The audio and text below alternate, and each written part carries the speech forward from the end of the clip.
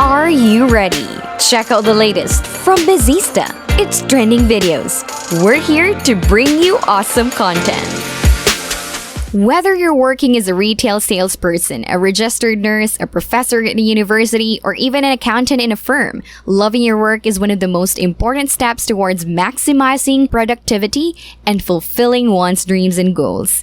If you don't love your work, chances are you'll end up being a miserable person working in an office for the rest of their lives without any sense of self-accomplishment. It might even be worse, and your dispositions at work will affect your situation at home and with your families and friends. In this video, we'll discuss how to learn to love your work and work with the right mindset. Self-actualization. According to Maslow's hierarchy of needs, self-actualization, which happens to be at the top of his pyramid, is achieving one's full potential, including creative activities. To reach this level in life, an individual must first be able to accomplish other things like physiological needs, safety needs, and of course, belongingness and love. If you don't love your work, refuse to look for an alternative, and refuse to learn to appreciate it, you'll never become a better person.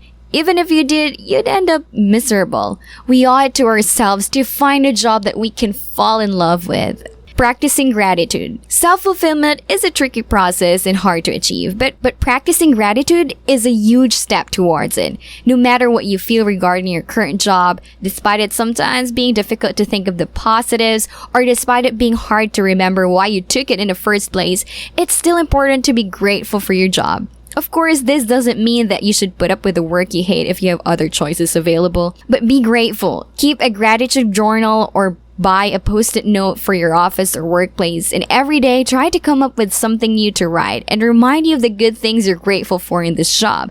It can be anything from the amount you're receiving that's helping you with rent, the praise you've received from your boss, or even just the secretary smiling while she handed you a cup of coffee. Think about the gains.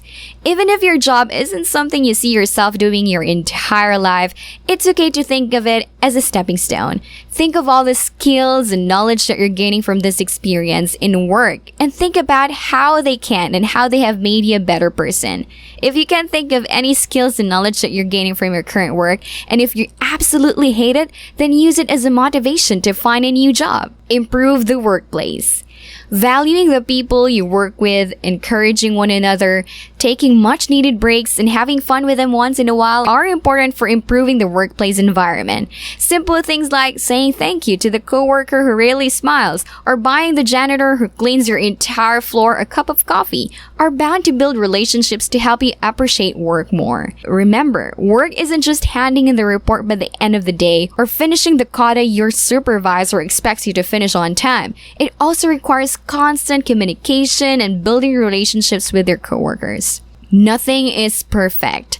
Last but not the least, it's important to understand that you aren't going to love and enjoy every single second of what you're doing. Even world-famous athletes or big company CEOs earning millions in a month won't love everything they do. The same can be said for real life and love, where you won't necessarily enjoy all the moments you spend with your loved ones, and it's normal. There will always be highs and lows, and if you're forcing yourself to love your job at all times, then you'll end up focusing on the wrong things. Subscribe to our channel and like this video. Hit the bell button to get notified. Get awesome content? Check out our videos now.